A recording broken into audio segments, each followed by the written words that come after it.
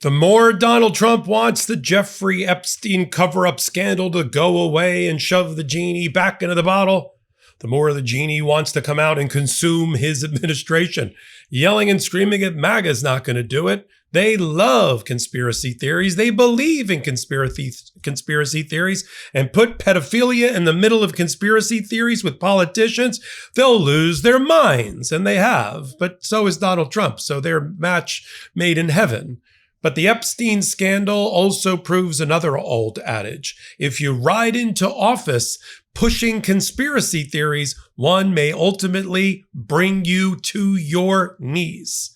And I cover it all, from Epstein to the impact on the administration to Donald Trump's tin-eared response to it, on a new podcast we call The Intersection. Here's a clip. And then we've got the Epstein cover-up scandal. And sometimes it's the scandal and it's the cover-up. See, Donald Trump rode the dragon of propaganda conspiracy theories. He loved QAnon. He loved Pizzagate and the attacks on the Democrats, claiming they were pedophiles. They were running a pedophilia ring out of pizza parlors and eating children also. I'm not making that up.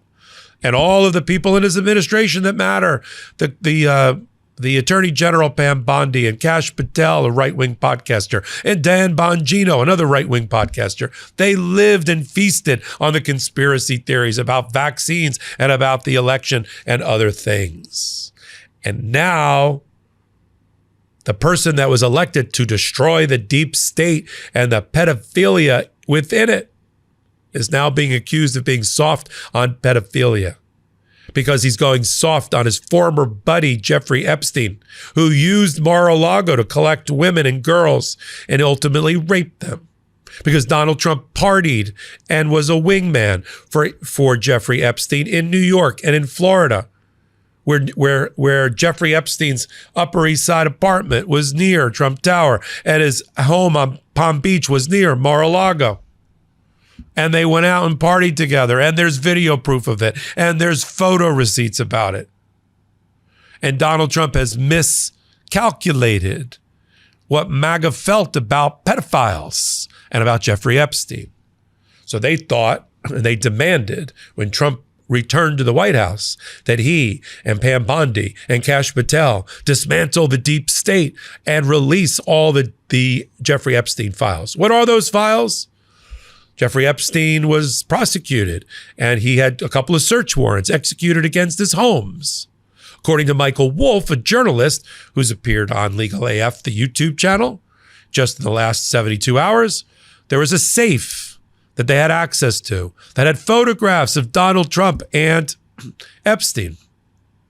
How does he know that? Because he interviewed in 2014 Epstein for hours for a potential book that he was going to write about him.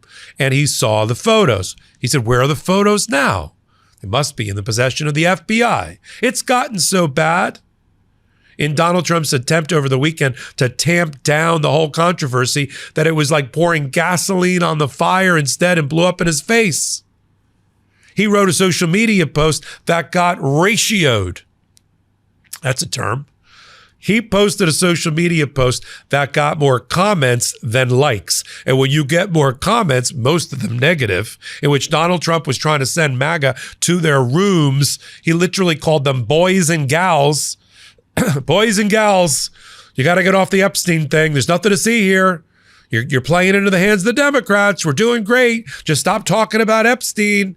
And instead, that posting on Truth Social got ratioed. More comments than likes. Because MAGA and the right-wingers are suspicious now. In fact, a lot of them are questioning whether Donald Trump is covering up Jeffrey Epstein because of his own involvement with the pedophilia scandal.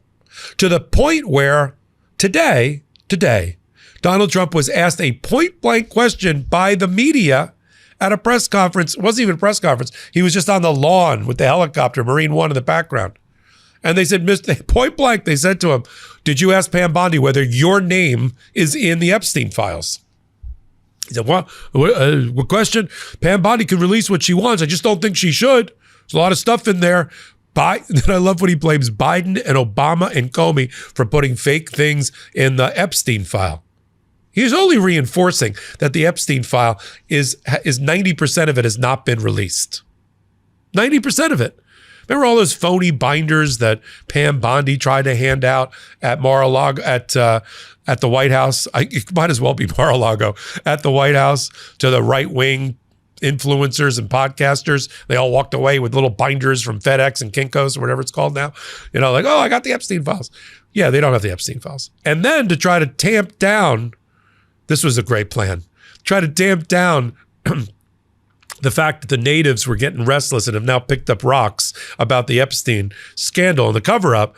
The DOJ and the FBI issue a 2-page closeout memo. Oh, we feel better already. They're closing it out, everybody. Nothing to see here. First of all, the closeout memo is undated and unsigned. What cowards. What cowards. Nobody took ownership of the closeout memo at all. And it said, there's no client list, despite the fact that Pam Bondi said there was.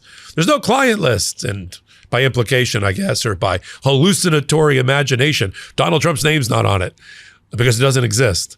And he wasn't murdered. See, MAGA wants him to have been murdered because that's the cover-up. That's the conspiracy. He was an Israeli agent. There was a pedophile and working for the deep state. But the problem with that is the logical conclusion is Donald Trump is the deep state because his best friend or one of his good friends was by his own proclamation, was Jeffrey Epstein. So then they have to have the sneaking suspicion that Trump is covering it up because his name is in there. That's why Elon Musk says release the files already. Laura Loomer says we're not going to rest until a special counsel has been appointed, and she's trying to get rid of the attorney general along the way. Michael Flynn, lieutenant general, who Trump had a pardon, said you have to release the files. It's not going away. Jack Posobiec, this right-wing MAGA, he says out loud at a Tampa conference of students related to the Turning Point organization that we're going to go Jan 6 all over the Epstein files, meaning either he meant, I don't know if he meant the Jan 6 committee, we need to have a committee, a blue ribbon panel, or we're going to go Jan 6 and attack the Capitol over the failure to release the Epstein files. And now the Democrats, well, why not, have gotten into it. I mean, when you're given a gift, don't turn it back. And so people like Ro Khanna, Congressperson Ro Khanna, has taken to the Congress floor, the House floor, demanding the release of the Epstein files and basically tagging anyone that's standing in the way of that, looking at you, Donald Trump, as being an enabler of pedophiles. He's not wrong about that. Why aren't the files released if there's nothing to hide? I mean, we're releasing the RFK files, the JFK files, the Martin Luther King files I haven't even asked for or couldn't care less about at this point. We're not going to release the Epstein files?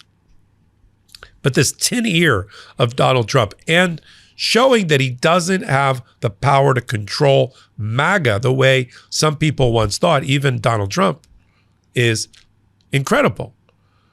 So this is a story that we will and need to continue to follow, this cover-up and the calling out. I mean, you got Marjorie Taylor Greene calling for the disclosure of the Epstein files. See, Donald Trump's not, quote unquote, taking down the deep state fast enough. He's not chasing the conspiracy theories fast enough or dismantling them. And that's pissing off MAGA.